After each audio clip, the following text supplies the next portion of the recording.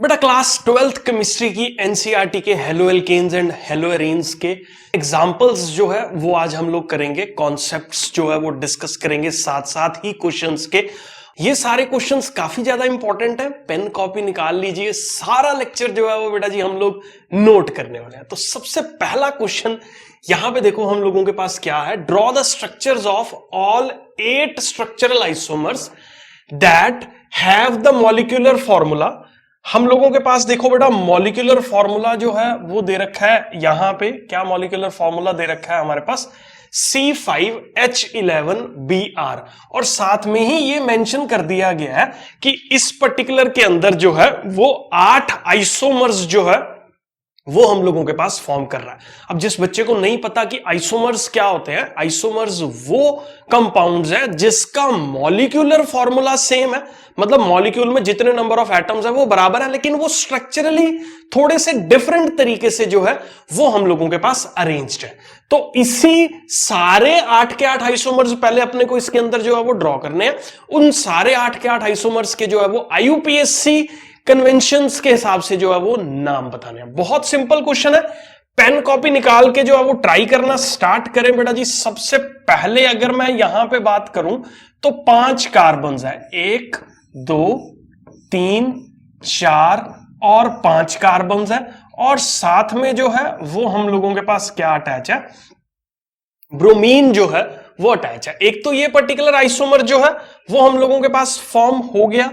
उसके बाद अगर मैं बात करूं तो carbon carbon carbon carbon carbon 5 carbons थे, एक ब्रोमीन जो है वो हम लोगों के पास इस पर्टिकुलर जगह पे लग जाएगा। देखो स्ट्रक्चरल डिफरेंस जो है वो यहां पे देखने को मिल रहा है, लेकिन मॉलिक्यूलर फॉर्मूला जो है वो हम लोगों के पास सेम है। उसके बाद अगर मैं बात करूं तो 5 ही कार्बन्स एज इट इज आप ड्रॉ करके ब्रोमीन को जो है वो इस पर्टिकुलर लोकेशन पे ले आओ। तो ये 3 आइसोमर्स हम लोगों के पास जो है वो फॉर्म हो चुके हैं। अब देखो यहां पे हम लोग सारे कॉम्बिनेशंस बना चुके हैं जहां पे ब्रोमीन जो है उसकी पोजीशन को हम लोग शिफ्ट कर रहे हैं। अब एक चीज आप अपने दिमाग में बिठाओ जरा, क्या ब्रोमीन इस पर्टिकुलर पोजीशन पे आ सकता है? मतलब यहां पे ना लगा के ब्रोमीन को मैं यहां लगा दूंगा, तो आप अगर एक चीज ध्यान दोगे तो ये दोनों स्ट्रक्चर्स जो है वो हमारे पास सेम हो जाएंगे। कैसे? कॉर्नर से दूसरे वाले कार्बन पे ब्रोमीन अटैच है, यहां पे भी क्या है, कॉर्नर से दूसरे वाले कार्बन पे जो है वो ब्रोमीन अटैच है, तो ये दोनों सेम हो जाएंगे। इसलिए ये वाला स्ट्रक्चर रीड्रॉ करने की जरूरत नहीं है। मतलब आपको अपने दिमाग में कंफ्यूजन नहीं क्रिएट करना कि यहां पे देखो पहले हमने इस कार्बन पे लगाया, फिर इस पे शिफ्ट किया, फिर इस पे शिफ्ट किया, यहां तक पहुंच गया, फिर इस पे शिफ्ट नहीं करना, क्योंकि इस पे जो शिफ्टिंग है और ये यहां वाली जो कार्बन पे शिफ्टिंग है वो सेम ही नाम जो है वो हम लोगों के पास यहां पे देने वाली है। तो इस पर्टिकुलर जगह पे अगर मैं बात करूं तो ये जो है वो मैं यहां पे जो है वो रब कर रहा हूं। अब यहां पे हम लोग ब्रोमीन के सारे स्ट्रक्चर्स जो है वो ऑलरेडी बना चुके हैं। अब हम लोग कार्बन की शिफ्टिंग जो है वो यहां पे देखेंगे। अब यहां पे सबसे पहले कार्बन जो है वो 4 कार्बन की चेन बना के जो है वो ऐसे, और यहां पे जो है वो मैं ब्रोमीन अटैच कर रहा हूं, ठीक है। उसके बाद देखो बेटा जी, अगर मैं इसको 2 3 4 और ये जो ब्रोमीन है ये मैं इस कार्बन पे लगा के शिफ्ट करूंगा, तो डिफरेंट आइसोमर्स जो है वो हम लोगों के पास फॉर्म होने वाले हैं। उसके बाद बेटा जी अगर मैं बात करूं 1 2 3 4, और ये जो है अगर मैं इस पर्टिकुलर कार्बन पे जो है वो ले आऊंगा, देखो यहां पे ना कई बार मैं जान के इसको करके बता रहा हूं, ये और ये कई बार बच्चे ये भी बना देंगे। अब मेरे को बताओ क्या ये ऑलरेडी नहीं हम लोग ड्रॉ कर चुके? कैसे कि ये वाला और ये वाला जो है वो हम लोगों के पास क्या है, सेम है। कैसे? यहां पे देखो 1 और दूसरे नंबर वाले पे जो है वो ब्रोमीन अटैच हो चुका है, ठीक है। तो इसका मतलब इसको रीड्रॉ करने की अपने को जरूरत जो है वो यहां पे नहीं है, तो इसको जो है वो मैं यहां पे जो है वो रब कर रहा हूं। इसका मतलब ये स्ट्रक्चर जो है वो नहीं होगा। अब अगला कुछ और सोचना जो है वो अपने को पड़ेगा। एक कार्बन ऑलरेडी तोड़ा, अब हम लोग 2 कार्बन्स जो है वो ब्रेक करते हैं, मतलब 3 का जो है वो टोटल आप चेन बनाओ। उसके बाद जो है वो यहां पे कार्बन लगाओ, यहां पे कार्बन लगाओ, और यहां पे जो है वो ब्रोमीन को अटैच कर दो। देखो 6 जो है वो हम लोग एकदम सही से जो है वो बना चुके हैं। अब यहां पे एक चीज और आपको जो है वो समझनी है कि इस पर्टिकुलर स्ट्रक्चर के अंदर एक और हम लोग ड्रॉ कर सकते हैं। कैसे?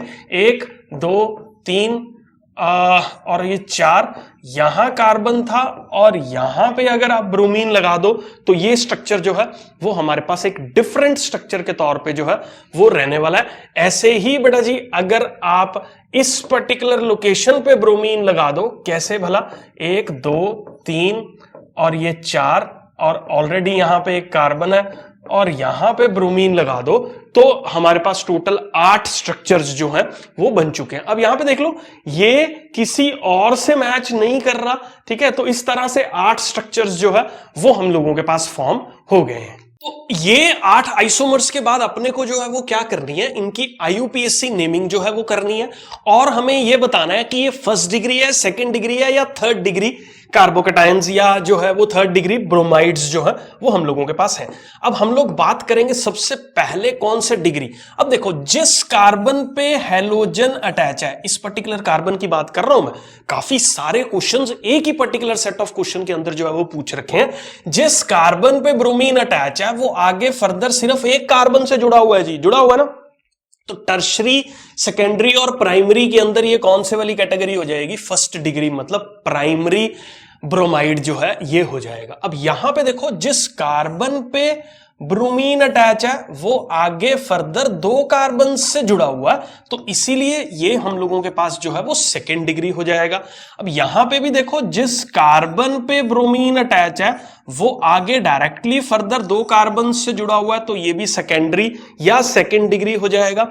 यहां पे भी देखो, जिस कार्बन पे ब्रोमीन अटैच है वो आगे फर्दर 2 कार्बन से जुड़ा हुआ है, तो ये भी सेकेंडरी स्ट्रक्चर को फॉर्म कर रहा है। अब जिस कार्बन पे ब्रोमीन अटैच है वो आगे फर्दर सिर्फ 1 कार्बन से जुड़ा हुआ है, तो ये फर्स्ट डिग्री स्ट्रक्चर को फॉर्म कर रहा है। अब यहां पे भी जिस कार्बन पे ब्रोमीन अटैच है वो आगे फर्दर सिर्फ 1 ही कार्बन से जुड़ा हुआ है, तो ये भी फर्स्ट डिग्री स्ट्रक्चर हम लोगों के पास फॉर्म कर रहा है। अब जिस कार्बन पे ब्रोमीन अटैच है वो आगे फर्दर सिर्फ 1 ही कार्बन से जुड़ा हुआ है, तो हम लोगों के पास जो है ये भी एक फर्स्ट डिग्री स्ट्रक्चर जो है वो होगा। अब जिस कार्बन पे ब्रोमीन अटैच है वो आगे फर्दर यहां पे 3 कार्बन से जुड़ा हुआ है, तो ये टर्शरी या थर्ड डिग्री ब्रोमाइड जो है वो हम लोगों के पास हो जाएगा। तो इस क्वेश्चन के 2 पार्ट्स जो हैं वो हम लोग ऑलरेडी आंसर कर चुके हैं और मैं ज्यूम करके चल रहा हूं बेटा जी, ये सारा कुछ जो है वो आपको क्लियर है। इसके बाद हम लोग बात करेंगे नेमिंग की। आराम से जो है वो इस चीज को आप अपने पास नोट कर लेना, ठीक है, कि नेमिंग जो है वो इन सब की क्या बनने वाली है, वो मैं यहां पे जो है वो लिख रहा हूं पिंक पेन से। पिंक पेन से लिखेंगे हम लोग। तो ये देखो, यहां से नंबरिंग स्टार्ट होगी 1 2 3 4 और ये हो गया 5।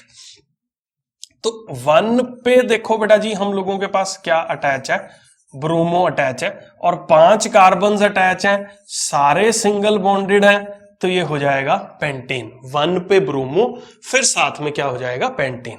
अब यहां से नंबरिंग स्टार्ट होगा, ये 2, ये 3, ये 4 और ये क्या हो गया हमारे पास? 5। अब यहां पे अगर आप देखोगे ध्यान से तो 2 पे जो है वो ब्रोमो है हम लोगों के पास और साथ ही 5 कार्बन्स जो हैं वो एक दूसरे के साथ सिंगल बॉन्ड से कनेक्टेड है, तो इसीलिए ये 2 ब्रोमो पेंटेन हो जाएगा। सिमिलरली अगर मैं इस पर्टिकुलर को देखूं तो इसका नाम जो है वो हम लोगों के पास हो जाएगा 3 ब्रोमो पेंटेन जो है वो इस पर्टिकुलर का नाम हम लोगों के पास हो जाएगा।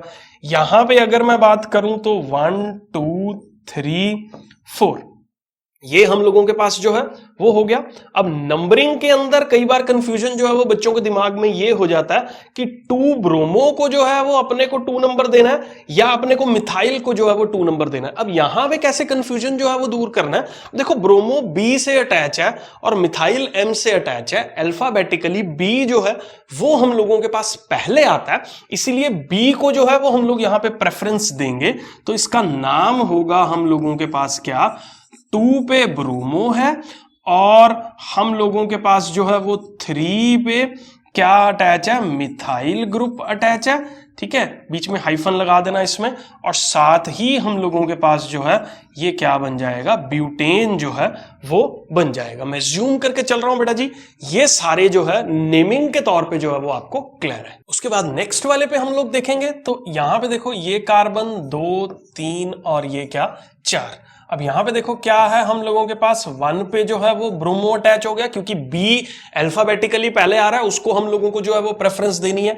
और साथ ही हम लोगों के पास 3 पे जो है वो क्या अटैच है, मिथाइल ग्रुप अटैच है, और 4 कार्बन की चेन जो है वो बन रही है, और साथ में ये क्या बन जाएगा अपने पास, ब्यूटेन जो है वो फॉर्म करेगा। अब यहां पे देखो 1 और ये हो गया 2, ये हो गया 3, ये हो गया 4। अब यहां पे आप देख लो तो 1 पे जो है वो ब्रोमो अटैच है, 2 पे जो है वो हम लोगों के पास क्या अटैच है, मिथाइल अटैच है, साथ ही हम लोगों के पास जो है ब्यूटेन ये हो गया। उसके बाद यहां पे देखो बेटा जी 1, 2 और 3। अब इसका नेमिंग जो है वो कैसे करेंगे, देखो 1 पे जो है वो इसके अंदर ब्रोमो अटैच है, और साथ में 2,2 पे 2 मिथाइल ग्रुप अटैच है, तो इसको कैसे लिखते हैं, 2,2, साथ ही लिखेंगे हम लोग यहां पे क्या, डाई मिथाइल। डाई मिथाइल के बाद देखो 3 कार्बन का चेन जो है वो हम लोगों के पास यहां पे फॉर्म हो रहा है, तो इसके लिए प्रोपेन वर्ड जो है वो हम लोग इस्तेमाल करेंगे। अब इसके अंदर अगर आप देखो थोड़ा सा ध्यान से, लास्ट वाला भी जो है वो काफी सिंपल है। इसके अंदर यहां पे देखो नंबरिंग जो है वो हम लोग इसकी स्टार्ट करेंगे, तो ये 1, 2, 3 और ये 4। अब देखो 2 पे जो है वो हम लोगों के पास क्या अटैच है, ब्रोमीन अटैच है, अल्फाबेटिकली बी पहले आ रहा है तो बी को हम लोग जो है वो पहले लिख देंगे। अब 2 पे ही हम लोगों के पास जो है वो क्या अटैच है, मिथाइल जो है वो हम लोगों के पास अटैच है, और 4 कार्बन से जो है ये क्या हम लोगों के पास फॉर्म करेगा, ब्यूटेन जो है वो फॉर्म करेगा। अब आपके दिमाग में आ रहा होगा कहीं पे हाइफन लग रहा है, कहीं पे हम लोग कॉमा जो है वो लगा रहे हैं, तो ये कैसे डिसाइड होता है आईयूपीएससी कन्वेंशंस के अंदर, ये मैं आपको एक बार बता देता हूं। अगर देखो आप इंग्लिश अल्फाबेट और मैथमेटिकल सिंबल को हमेशा हाइफन से जो है वो अलग करना है, जैसे 2 हाइफन बी है तो 2 हाइफन बी करेंगे, 2,b जो है वो कभी भी हम लोग इस्तेमाल नहीं करते हैं। तो मैथमेटिकल नंबर को और English alphabet is always differentiated by hyphen. उसके बाद बेटा जी अगर मैं बात करूं 2 मैथमेटिकल नंबर्स अगर हम लोगों के पास है, तो उसके बीच में अपने को जो है वो एसएच करके जो है वो कॉमा जो है वो इस्तेमाल करना है। मैं ज़ूम करके चल रहा हूं बेटा जी, ये क्वेश्चन जो है वो आपको क्लियर है। Next question